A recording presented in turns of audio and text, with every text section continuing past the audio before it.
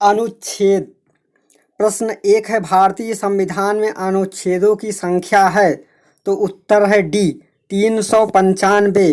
भारतीय संविधान में 395 अनुच्छेद, 22 भाग एवं 12 अनुसूचियां हैं। संशोधन द्वारा जो अनुच्छेद जोड़े जाते हैं उन्हें मूल अनुच्छेदों में उपखंड के रूप में समायोजित कर दिया जाता है। प्रश्न नंबर 1 का व्याख्या में संविधान के मूल पाठ में 22 भाग 395 अनुच्छेद और 8 अनुसूचियां थी। वर्तमान में मूल अनुच्छेद के साथ उपखंड अर्थात का, खा, गा जोड़ने पर कुल अनुच्छेदों की संख्या 450 है, परंतु मूल अनुच्छेद 395 है। प्रश्न नंबर 2, भारत राज्यों का संघ है, यह किस अनुच्छेद के अंतर्गत घोषित है? उत्तर है ए यानी अनुच्छेद 1। अनुच्छेद 1 के अनुसार भारत अर्थात इंडिया राज्यों का संघ होगा। राज्य और उसके राज्य क्षेत्र में वे होंगे जो पहली अनुसूची में विनिर्दिष्ट हैं। भारत के राज्य क्षेत्र में राज्यों के राज्य क्षेत्र पहली अनुसूची में विनिर्दिष्ट संघ राज्य क्षेत्र हैं। ऐसा अन्य राज्य क्षेत्र जो अर्जित किए जाएं समाविष्ट होंगे। प्रश्न नंबर 2 की व्याख्या में हम अनुच्छेद 2 नए राज्यों का प्रवेश या स्थापना से संबंधित है। अनुच्छेद 3 नए राज्यों का निर्माण और वर्तमान राज्यों के क्षेत्रों, सीमाओं या नामों में परिवर्तन संबंधी उपबंध करता है। अनुच्छेद 4 पहली अनुसूची और चौथी अनुसूची के संशोधन तथा अनुपूरक, आनुवंशिक और पारमाणिक विषयों का उपबंध करने के लिए अनुच्छेद 2 और 3 के अधीन बनाई गई विधियां संबंधित प्रावधान है। प्रश्न नंबर 3 है, भारतीय संविधान का अनुच्छेद 1 भारत का वर्णन इस तरह करता है, राज्यों का संघ। उत्तर डी सही है। प्रश्न नंबर 4 है, भारत का संविधान भारत को निम्नलिखित में से क्या घोषित करता है? तो उत्तर है सी राज्यों का यूनियन। प्रश्न नंबर 5 है, भारत संविधान का जो अनुच्छेद संसद को नागरिकता के अधिकार को नियमित करने की शक्ति प्रदान करता हुआ है? अनुच्छेद 11 डी उत्तर सही है। अनुच्छेद 11 के अनुसार संसद को नागरिक के अर्जन और समाप्ति तथा नागरिकता से संबंधित अन्य सभी विषयों के संबंध में नियम बनाने की शक्ति प्रदान है। प्रश्न नंबर 6, भारत के संविधान के किस अनुच्छेद में राज्य को परिभाषित किया गया है? तो उत्तर है सी यानी 12। भारतीय संविधान के अनुच्छेद 12 के अनुसार राज्य के अंतर्गत भारत की सरकार और संसद तथा राज्यों में से प्रत्येक राज्य की सरकार और विधानमंडल तथा भारत के राज्य क्षेत्र के भीतर या भारत सरकार के नियंत्रण के अधीन सभी स्थानीय और प्रांतीय प्राधिकारी हैं। प्रश्न नंबर 7, सर्वोच्च न्यायालय को संविधान के किस अनुच्छेद समूह से न्यायिक पुनरावलोकन की शक्ति प्राप्त है? तो उत्तर है सी यानी अनुच्छेद 13 251 से 254 से। उच्चतम न्यायालय को संविधान के अनुच्छेद 13 251 से 254 से न्यायिक पुनरावलोकन की शक्ति प्राप्त है। अनुच्छेद 13 में मूल अधिकारों से असंगत विधियों को शून्य घोषित करने की शक्ति उच्चतम न्यायालय को प्रदान की गई है। अनुच्छेद 251 और 254 में संघीय और राज्य विधियों में विसंगति होने पर राज्य विधियों के शून्य होने का प्रावधान है। प्रश्न नंबर 7 है, न्यायिक पुनरावलोकन की शक्ति संविधान के अनुच्छेद किस अनुच्छेद में है? तो उत्तर है ए अनुच्छेद 13। प्रश्न नंबर 9 है, भारतीय संविधान के निम्नलिखित अनुच्छेदों में से कौन संसद तथा राज्य व्यवस्थापिका की विधायी सत्ता का नियंत्रण करता? अनुच्छेद उपयुक्त में सभी अनुच्छेद अनुच्छेद 13 245 और 246। भारतीय संविधान के अनुच्छेद 13, अनुच्छेद 245, अनुच्छेद 246 संसद तथा राज्य व्यवस्थापिका की विधायी सत्ता का नियंत्रण लगाता है। प्रश्न नंबर 10 है, भारतीय संविधान में समानता के अधिकार मुख्यतः किस अनुच्छेद में है? तो उत्तर ए है 14 से 18। भारतीय संविधान के भाग 3 में 12 से 35 तक मूल अधिकारों की व्यवस्था की गई है, जिसके अंतर्गत अनुच्छेद 14 से 18 तक समानता के अधिकार की व्यवस्था की गई है। अनुच्छेद 14, 15, 16, 17 एवं 18 में क्रमशः विधि के समक्ष समानता, धर्म, मूल, जाति, वंश, लिंग या जन्म स्थान के आधार पर विभेद निषेध, लोक नियोजन के अवसर की समता, अस्पृश्यता का अंत तथा उपाधियों का अंत का वर्णन है।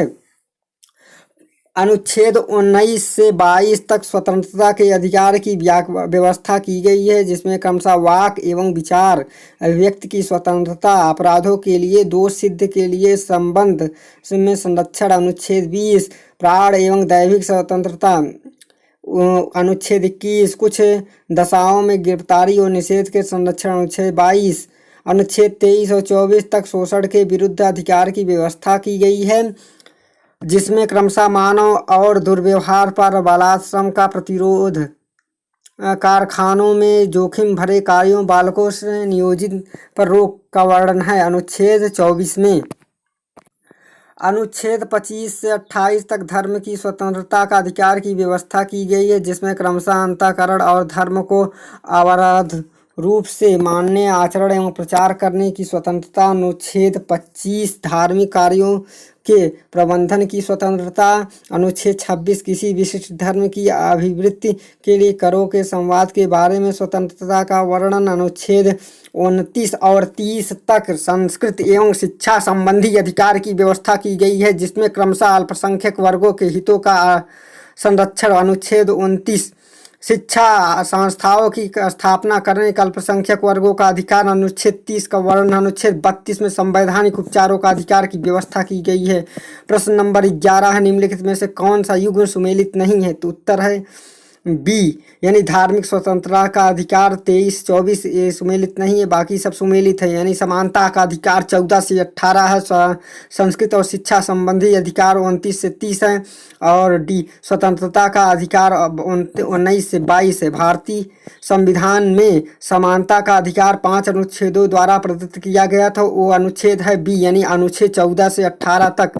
प्रश्न नंबर 13 है, भारतीय संविधान के अनुच्छेद 15 की धारा 4 पिछड़े वर्ग के आरक्षण के लिए किसको विशेषाधिकार देता है? तो उत्तर है बी, केंद्र को। भारतीय संविधान के अनुच्छेद 15 धारा 4 पिछड़े वर्गों के आरक्षण के लिए केंद्र सरकार को विशेषाधिकार प्राप्त है। प्रश्न 14 है, संविधान के किस अनुच्छेद द्वारा अस्पृश्यता का अंत किया गया है? तो उत्तर है 17, उत्तर सी, यानी कि 17 अनुच्छेद। अनुच्छेद 15 धर्म, मूल, वंश, जाति, लिंग एवं जन्म स्थान के आधार पर विभेद की प्रतिरोध। अनुच्छेद 16 लोक नियोजन के विषयों में अवसर की समानता। अनुच्छेद 17 अस्पृश्यता का अंत। अनुच्छेद 18 उपाधियों का अंत। प्रश्न नंबर 15 भारत के संविधान का अनुच्छेद 17 संबंधित है, तो उत्तर है बी, अस्पृश्यता का अंत।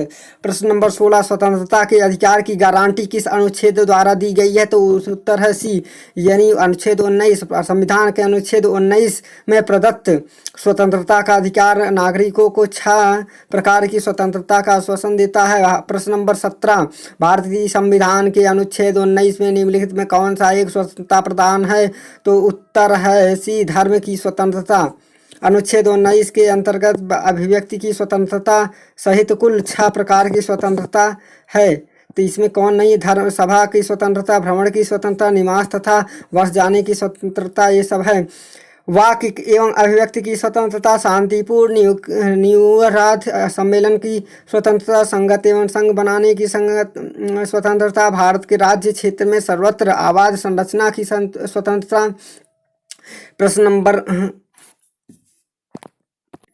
प्रश्न नंबर 18 है, भारतीय संविधान में शोषण के विरुद्ध अधिकार किन अनुच्छेदों द्वारा प्रदान किया गया है? उत्तर है बी, यानी अनुच्छेद 23 से 24 तक।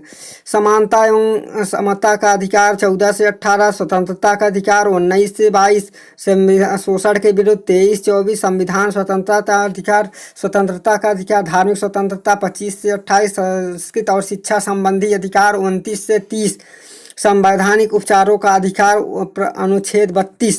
प्रश्न नंबर 19 है, अल्पसंख्यक शब्द का प्रयोग भारत के संविधान के किस अनुच्छेद में किया गया है? तो उत्तर है डी, यानी 30वें अनुच्छेद में।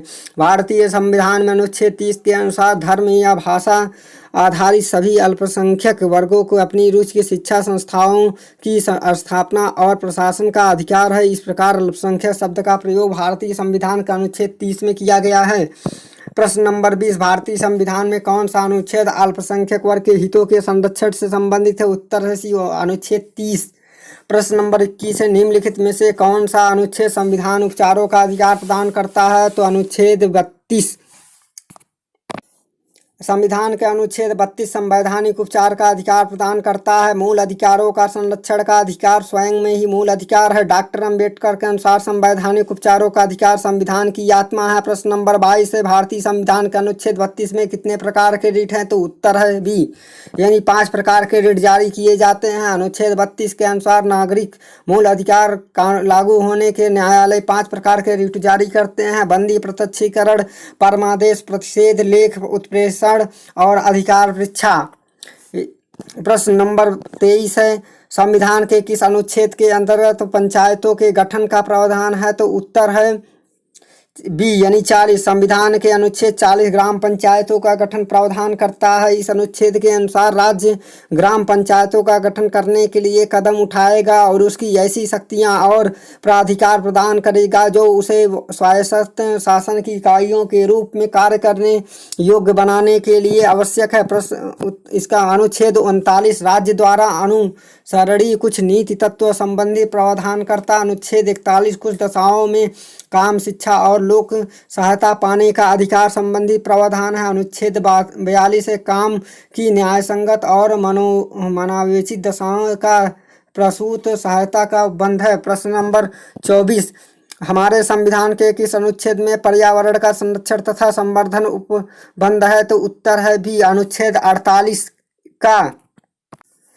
भारत के संविधान के अनुच्छेद 48 का के अनुसार राज्य देश के पर्यावरण संरक्षण और संवर्धन का तथा वन एवं वन्य जीवों की रक्षा करने का प्रयास करेगा। अनुच्छेद 48 के अनुसार राज्य कृषि और पशुपालन की आधुनिक तथा वैज्ञानिक ढंग से संगठित करने का प्रयास करेगा। अनुच्छेद 47 के अनुसार राज्य लोगों को पोषाहार स्तर, जीवन स्तर ऊंचा करने तथा लोक स्वास्थ्य आदि सुधारने का प्रयास करेगा।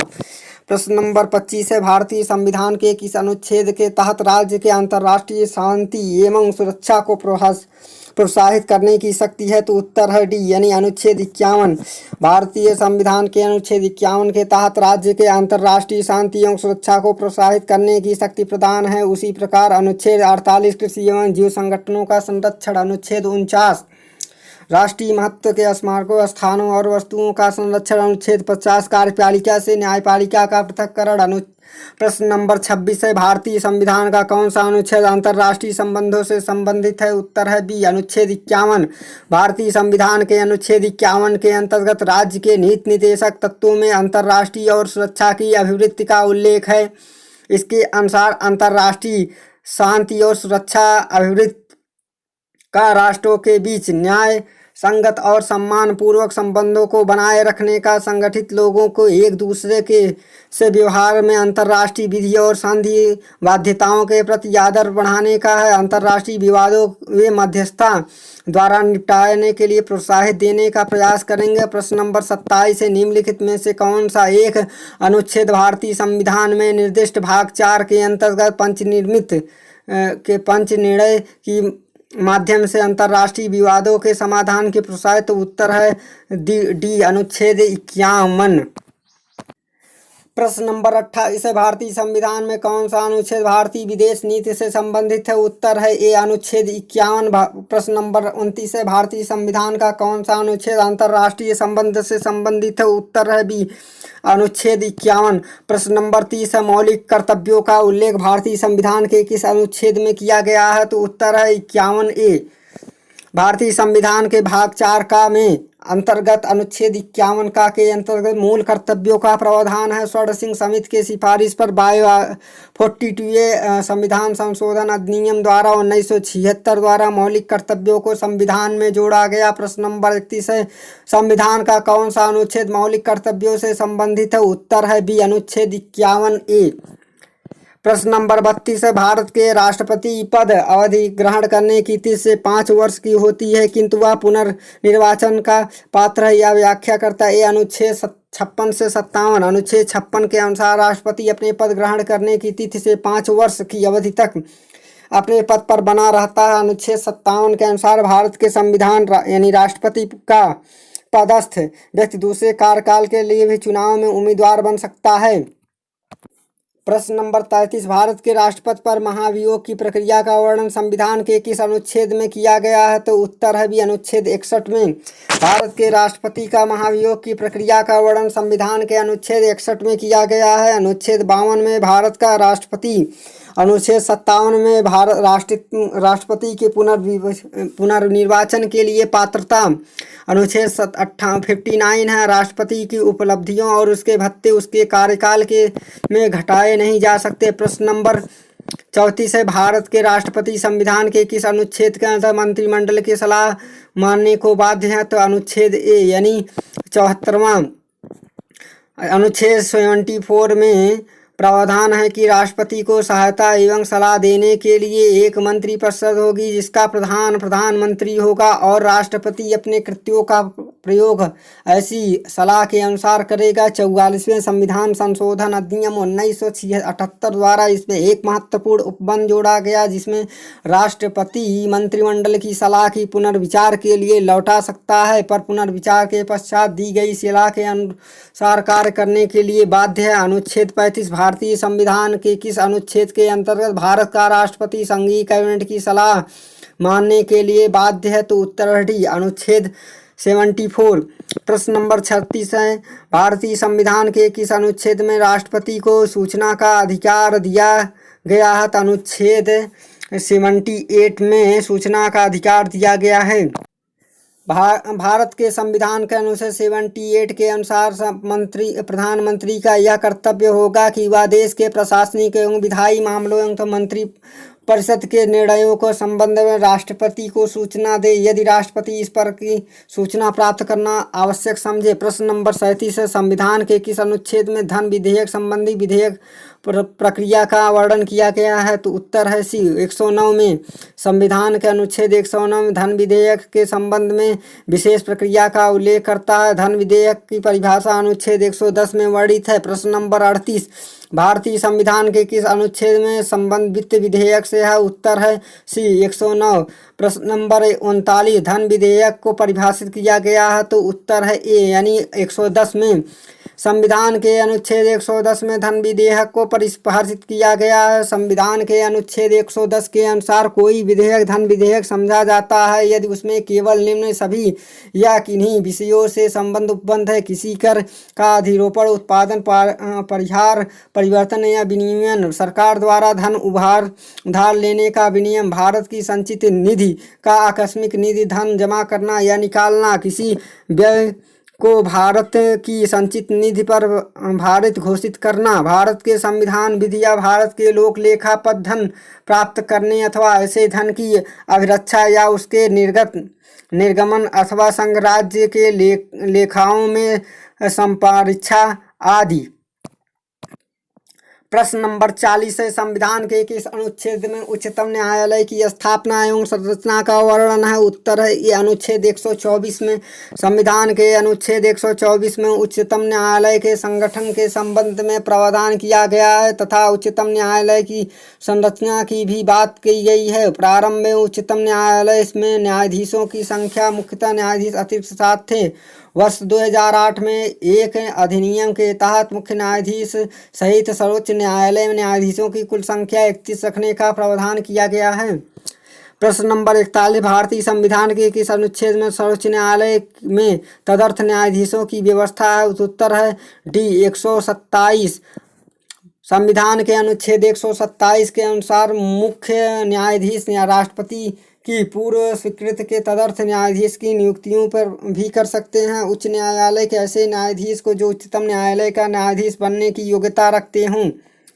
राष्ट्रपति संविधान उच्च न्यायालय के मुख्य न्यायाधीश के परामर्श के आधार पर तदर्थ न्यायाधीशों की नियुक्ति करता है। भारत में संघीय न्यायालय की स्थापना 1 अक्टूबर 1937 में की गई। इसके प्रथम मुख्य न्यायाधीश सर मैरिस गिवेर थे।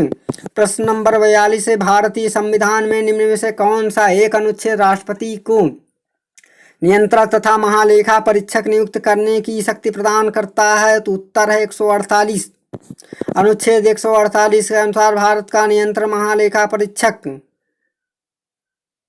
होगा, जिसमें राष्ट्रपति नियुक्त करेगा तथा या अपने पद से उसी रीति एवं आधारों से हटाया जाएगा जिस रीति या आधारों से उच्चतम न्यायालय के न्यायाधीश को हटाया जाता है।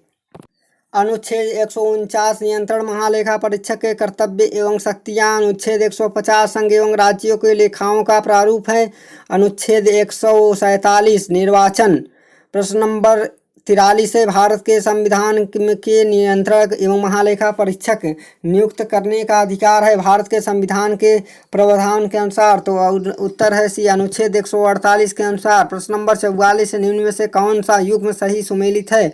तो अनुच्छेद 153 राज्यपाल की नियुक्ति और अनुच्छेद 154 राज्यपाल का कार्यकाल, अनुच्छेद 162 राज्य के अधिवक्ता, अनुच्छेद 153 मुख्यमंत्री। तो इसमें उत्तर सही है डी, अनुच्छेद 153 मुख्यमंत्री के दायित्व, अनुच्छेद 153 राज्यों का राज्यपाल, अनुच्छेद 154 राज्य की कार्यपालिका शक्ति राष्ट्रपति में निहित, अनुच्छेद 155 राज्यपाल की नियुक्ति, अनुच्छेद 156 राज्यपाल का कार्यकाल, अनुच्छेद 162 राज्य की कार्यपालिका शक्ति का विस्तार, अनुच्छेद 165 राज्य का महाधिवक्ता, अनुच्छेद 167 मुख्यमंत्री का दायित्व होगा कि वह राज्यों के कार्यों का प्रशासनिक संबंधी और विधायक प्रस्तावनों संबंधी परिमाणों के सभी विनियम राज्यपाल को संसूचित करे। प्रश्न नंबर 47 है, भारत के संविधान के किस अनुच्छेद के अनुसार उन बातों को छोड़कर जिसमें राज्यपाल स्वविवेक से कार्य करता है, अन्य कार्यों के निर्वहन से उसे सहायता और सलाह प्रदान करने के लिए एक मंत्रिपरिषद होगी जिसका प्रधान मुख्यमंत्री होगा? तो उत्तर है 163 संविधान में अनुच्छेद में। भारतीय संविधान के अनुच्छेद 163 के अनुसार राज्यपाल को परामर्श तथा सहायता के लिए एक मंत्रिपरिषद होगी जिसका प्रधान मुख्यमंत्री होगा। प्रश्न नंबर 46 से मुख्यमंत्री के कार्य व शक्तियों का उल्लेख भारतीय संविधान के अनुच्छेद में है? तो उत्तर है भी 167। अनुच्छेद 167 के अनुसार राज्यपाल को जानकारी देने आदि से संबंध मुख्यमंत्री के कर्तव्य का उल्लेख है। अनुच्छेद 162 में राज्य की कार्यपालिका शक्ति का विस्तार है। इस संविधान के उपबंध में अधीन रखने हुए किसी राज्य की कार्यपालिका शक्ति का विस्तार उस विषय का होगा जिसके संबंध में उस राज्य के विधानमंडल को विधि बनाने की शक्ति है। अनुच्छेद 168 में राज्यों के विधानमंडल के गठन का प्रावधान है। अनुच्छेद 169 में राज्यों के विधान परिषद के गठन एवं उत्पादन की बात की गई है। प्रश्न नंबर 47, संविधान का कौन सा अनुच्छेद राज्य में विधान परिषद की समाप्ति एवं संरचना में संबंधित है? उत्तर है सी, यानी अनुच्छेद 169। भारतीय संविधान के अनुच्छेद 169 के अनुसार राज्य विधान परिषद की स्थापना और उन्मूलन का अधिकार संसद को है। प्रश्न नंबर 48 है, भारतीय संविधान के किस अनुच्छेद के तहत राज्यपाल किसी विधेयक को राष्ट्रपति की सलाह के लिए रख सकता है? उत्तर है बी, अनुच्छेद 200। अनुच्छेद 200 के अनुसार जब कोई विधेयक राज्य की विधानसभा द्वारा या विधान परिषद वाले राज्यों में विधानमंडल के दोनों सदनों द्वारा पारित कर दिया गया है तब वह राज्यपाल के समक्ष प्रस्तुत किया जाएगा और राज्यपाल घोषित करेगा कि वह विधेयक पर अनुमति देता है या अनुमति रोक लेता है अथवा विधेयक को राष्ट्रपति के विचारों के लिए आरक्षित करता है। प्रश्न नंबर 49, संविधान के किस अनुच्छेद के तहत राज्यपाल विधानमंडल द्वारा पारित किसी विधेयक को राष्ट्रपति को स्वीकृत हेतु सुरक्षित रख सकता है? तो उत्तर है डी, यानी अनुच्छेद 200। प्रश्न नंबर 50 है, जिला जज की नियुक्ति का संबंध संविधान के किस अनुच्छेद से है? तो उत्तर है अनुच्छेद 233। अनुच्छेद 233 के अधीन किसी राज्य में जिला न्यायाधीश नियुक्त होने वाले व्यक्तियों की नियुक्ति तथा न्यायाधीश की पदस्थापना और प्रोत्साहन उस राज्य का राज्यपाल ऐसे राज्यों के संबंध में अधिकारिकता का प्रयोग करने वाले उच्च न्यायालय से परामर्श करके करेंगे। अनुच्छेद 51, भारतीय संविधान में अवशिष्ट शक्तियाँ निम्नलिखित में से किस अनुच्छेद में उपबंध है? तो उत्तर है डी, बी, यानी 248। अनुच्छेद 135 में विद्यमान विधि में अधीन फेडरल न्यायालय की अधिकारिता और शक्तियों का उच्चतम न्यायालय द्वारा प्रयुक्त होता है।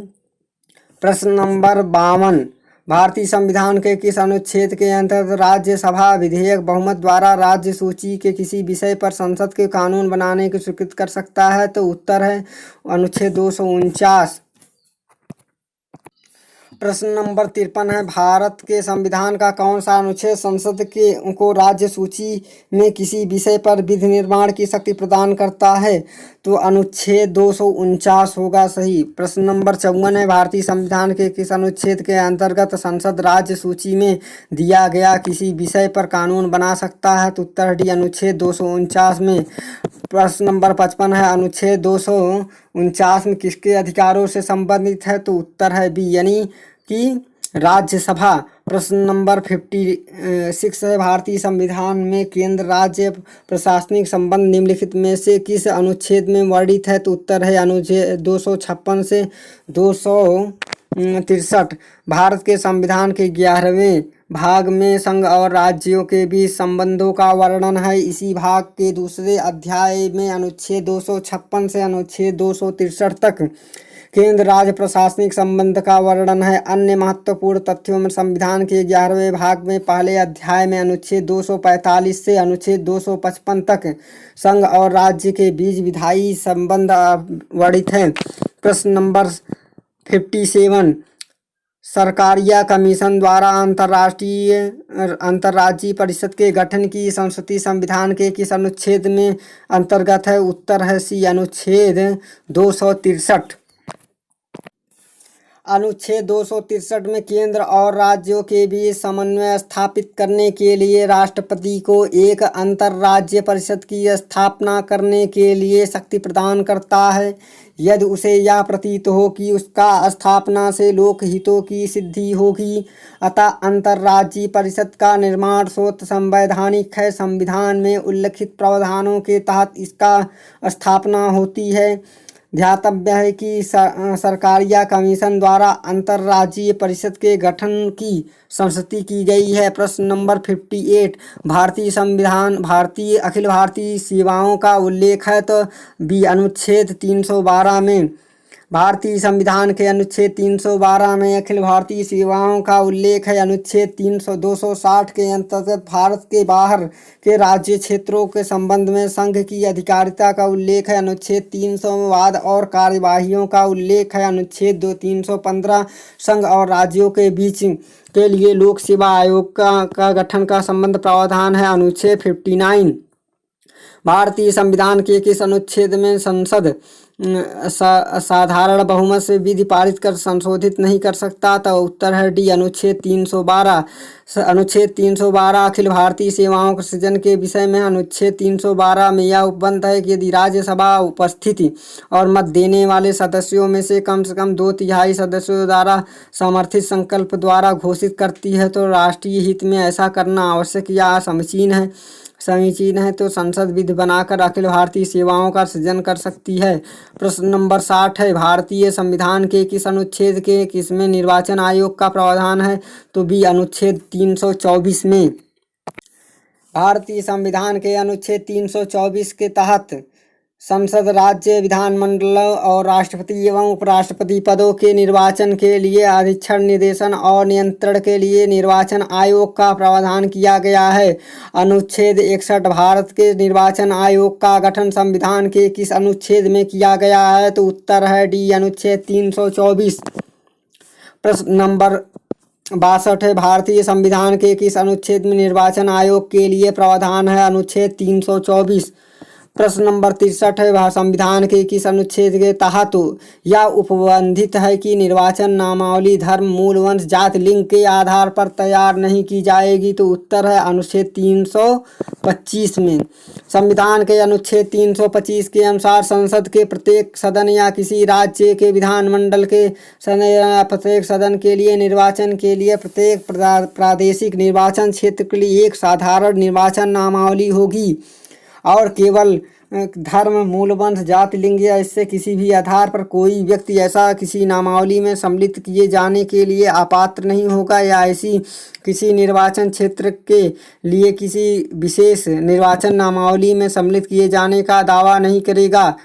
प्रश्न नंबर 64 है, संविधान के किस अनुच्छेद द्वारा भारत के नागरिकों को वयस्क मताधिकार प्रदान की गई है? तो अनुच्छेद 326 में संविधान के अनुच्छेद 326 द्वारा भारत के नागरिकों को वयस्क मताधिकार प्रदान किया गया है। प्रश्न नंबर 65 है, भारतीय संविधान के सार्वजनिक वयस्क मताधिकार की व्यवस्था किस अनुच्छेद में किया गया? तो उत्तर है 326 में।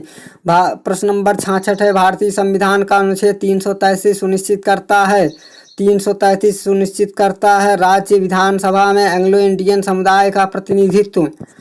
संविधान के अनुच्छेद 333 राज्यों का विधानसभाओं में आंग्ल भारतीय समुदाय का प्रतिनिधित्व सुनिश्चित करता है। अनुच्छेद 333 के अनुसार यदि किसी राज्य के राज्यपाल की यह राय है कि उस राज्य की विधानसभा में आंग्ल भारतीय समुदाय की प्रतिनिधित्व आवश्यक है, तो यदि उसमें उसका प्रतिनिधित्व पर्याप्त नहीं है। अनुच्छेद 330 लोकसभा में अनुसूचित जातियों और अनुसूचित जनजातियों के लिए स्थानों का आरक्षण है। अनुच्छेद 331 लोकसभा में आंग्ल भारतीय समुदाय का प्रतिनिधित्व। अनुच्छेद 332 राज्यों की विधानसभाओं में अनुसूचित जातियों तथा अनुसूचित जनजातियों के लिए स्थानों का आरक्षण। अनुच्छेद 333 राज्य की विधानसभाओं में आंग्ल भारतीय समुदायों का प्रतिनिधित्व। अनुच्छेद 67 संविधान में राष्ट्रपति को राज्य भाषा संबंधी सलाह देने के लिए एक आयोग की नियुक्ति का उपबंध किया गया है। तो उत्तर है भी अनुच्छेद 344। संविधान में राष्ट्रपति को राजभाषा के संबंधित सलाह देने के लिए एक आयोग की नियुक्ति का प्रावधान अनुच्छेद 344 में किया गया है। 7 जून 1955 को तत्कालीन राष्ट्रपति डॉक्टर राजेंद्र प्रसाद जे खेर की अध्यक्षता में प्रथम राजकीय भाषा आयोग का गठन किया गया। संविधान के भाग 17 में राजभाषा संबंधी प्रावधानों का उल्लेख है। अनुच्छेद 343 के अनुसार संघ की राजभाषा हिंदी और लिपि देवनागरी होगी। प्रश्न नंबर 68 भारत के संविधान राष्ट्रपति संविधान के किस अनुच्छेद द्वारा किसी राज्य के विधायी अधिकार संसद को सौंप सकता है? अनुच्छेद 356। भारत के राष्ट्रपति संविधान के समय अनुच्छेद 356 के द्वारा राज्य विधानमंडल में शक्तियों का संसद को सौंप सकता है। अनुच्छेद 356 के तहत यदि किसी राज्य के राज्यपाल के द्वारा राष्ट्रपति को यह लिखित सूचना प्रदान की जाए कि उस राज्य में शासन तंत्र विफल हो गया है तथा शासन संविधान के अनुरूप नहीं चलाया जा रहा है, तो राष्ट्रपति उस राज्य में राष्ट्रपति शासन लगा सकता है। राज्य के सभी प्राधिकारी शक्तियां अपने हाथों में ले सकता है। भारतीय संविधान में राष्ट्रपति के 3 प्रकार की आपातकालीन शक्तियां हैं। राष्ट्रीय आपात 352 राष्ट्रीय राज्यों में राष्ट्रपति शासन। अनुच्छेद 356 वित्तीय आपात 360 युद्ध, बाह्य आक्रमण तथा सशस्त्र विद्रोह की स्थिति में मंत्रिमंडल की लिखित सिफारिश पर राष्ट्रपति राष्ट्रीय आपात अनुच्छेद 352 लागू करता है। जबकि राष्ट्रपति को यह विश्वास हो जाए कि भारत में वित्तीय साख अथवा अस्थायित्व को खतरा है, तो राष्ट्रपति वित्तीय आपातकाल अनुच्छेद 360 लागू करता है। प्रश्न नंबर 69 भारतीय संविधान के अनुच्छेद 356 में से संबंधित है। तो राज्यों में संवैधानिक तंत्र विफल हो जाने पर लाए जाने वाले आपात में। प्रश्न नंबर 70 है, भारत के संविधान के अनुच्छेद 352 के अधीन राष्ट्रपति द्वारा आपात उपबंध की जा सकती है तो मंत्रिपरिषद के लिखित परामर्श पर। प्रश्न नंबर 71 किसी राज्य में राष्ट्रपति शासन किस आधार पर प्रावधान के अनुसार लगाया जा सकता है? तो अनुच्छेद 356 के तहत। प्रश्न नंबर 72 राष्ट्रपति शासन लागू किया जा सकता है? तो उत्तर है सी, अनुच्छेद 356 के अंतर्गत। प्रश्न नंबर 73 वित्तीय आपातकाल की घोषणा किस अनुच्छेद में है? तो अनुच्छेद 360 में है।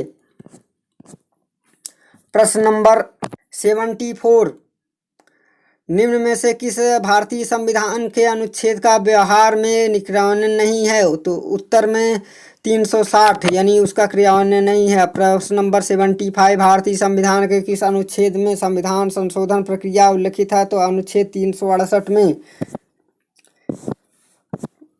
प्रश्न नंबर 76 भारत के संविधान के किस अनुच्छेद के अंतर्गत संविधान की संशोधन प्रक्रिया है? तो अनुच्छेद 368 में। प्रश्न नंबर 77 है, भारत के संविधान के किस भाग में अनुच्छेद 370 है? तो यह संविधान के भाग 21वें भाग में है। प्रश्न नंबर 78, भारतीय संविधान में वर्णित विशिष्ट प्रावधान के तहत अनुच्छेद 371 के अंतर्गत निम्न में से किस राज्य का वर्णन नहीं है? तो उत्तर है सी, तमिलनाडु। अनुच्छेद 371 के अंतर्गत महाराष्ट्र एवं गुजरात राज्यों में संबंध में विशेष उपबंध किया गया। अनुच्छेद 371 में नागालैंड राज्य के संबंध में विशेष उपबंध किया गया है। प्रश्न नंबर 79, निम्नलिखित में से कौन सा एक सही सुमेलित नहीं है? उत्तर है डी, यानी भाग 5 जो है मौलिक कर्तव्य नहीं है। प्रश्न ए है, भाग 2 है नागरिकता, भाग 3 है मौलिक अधिकार, भाग 4 है राज्य के नीति निर्देशक तत्व हैं, जबकि भाग 5 जो है कार्यपालिका है।